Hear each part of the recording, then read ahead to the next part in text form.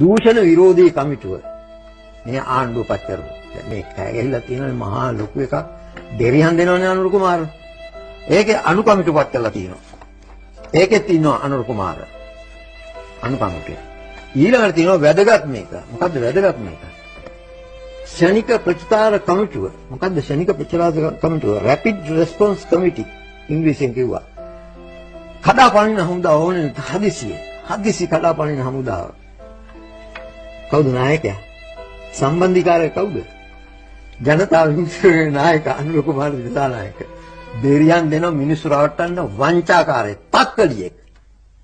අනිත් හැමෝට වඩා ලොකු තක්කලියෙක්. ඔව්. ජනතා විමුක්තියේ නායක මණ්ඩලයට ඒ පළවෙනි අන්තට්ටු ගණන 4ක් දෙන්න ඕන. ඒ 4ක් දෙන්නේ? 4 දිනාගේ කල්ලියට. කවුද ඔය 4 දිනා කල්ලිය? තිල්ලින් සිල්වා, අනුර කුමාර, ලාල්කාන්ත සහ විජිත හේරා. ඔව්.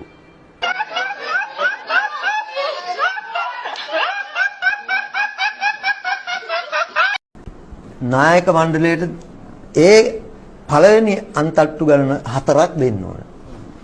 ඒ 4ක් දෙන්නේ? 4 දිනාගේ කල්ලියට. කවුද ඔය 4 දිනා කල්ලිය? තිල්ලින් සිල්වා, අනුර කුමාර, ලාල්කාන්ත සහ විජිත හේරා. ඔන්න කිව්වා. විජිත හේරත් මන්ත්‍රීද වඩ මේකේ අතුරු ප්‍රශ්නයක්. මොකද්ද ව්‍යායාම කරන්න උගන්වන්නේ නැහැ. අන්න හරි. උගන්වන්නේ නැද්ද? ඒක කියන්නේ මේ. මොකද්ද ව්‍යායාම කතන්දරේ? සහෝදරයා මේමයි. දැන් දේශපාලන මණ්ඩලයට මිනිස්සු එනකොට මට කියන්න තියෙන දේවල් මම කියනවා. අයිසේ තරුණ නායකයෝ මේ බඩවල් බදාගෙන එනකොට ඔය වගේ තඩි බඩවල් බදාගෙන එනකොට දේශපාලන මණ්ඩලයට මට කියන්න සිද්ධ වෙන ඒවා. ඉතින් ඒක නිසා තාමත් අලි බඩක් තියෙනවා බිත හේරත්ත ලබු ගෙඩියක් තරම්. ඒක ගැන ලැජ්ජ වෙන්නේ නැත්තම් පඬිත කන්න කතා කරන්නේ ওই පක්ෂේ කවදාවත් ඉස්සරහට යන්නේ නැහැ. ඒ ලබු ගෙඩිය තියෙන්නේ මට ආරංචි විදිහට ඔන්න මම දැන් ටීවී එකෙත් ඇවිල්ලා කියනවා. වෝටර්ස් එජ් පැත්තේ සීනතිලත් ඉන්නයි කියලා ආරංචිය තියෙනවා. අහගන්න. ඒ කියන්නේ ඔබ චෝදනා කරන්නේ විජිත හේරත්ත මේ අමරසිංහ චෝදනා කරන්නේ. ඉතා වගකීම. තීන ආරංචි වගකීමෙන් සාක්ෂියතුව කියන්නේ. එහෙම තත්ත්වයට ගියා පක්ෂය. නමුත් පක්ෂ සහෝදරවරු මම ජනතා විමුක්ති පෙරමුණ තමයි තාමත් විනය රැකගෙන ඔව් පක්ෂ සහෝදරවරු මම දැනුත් කියන්නේ පක්ෂ පූජනීයයි.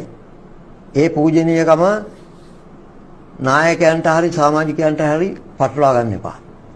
ඒක වෙන් කරන්න පක්ෂයට පූජනීයත්වය දෙන්න. පූජනීය වෙන්න බලන්න පූජ්‍යලේ හැටියට. 4 දිනාගේ කල්ලිය නින්දනීයයි. ඒක නිසා පක්ෂයේ පූජනීයත්වයෙන් වෙන් කරන්න. පක්ෂයේ පූජනීයයි 4 දිනාගේ කල්ලිය නින්දනීයයි. ඒක ඊට ඉක්මනින් ඔප්පු වෙයි.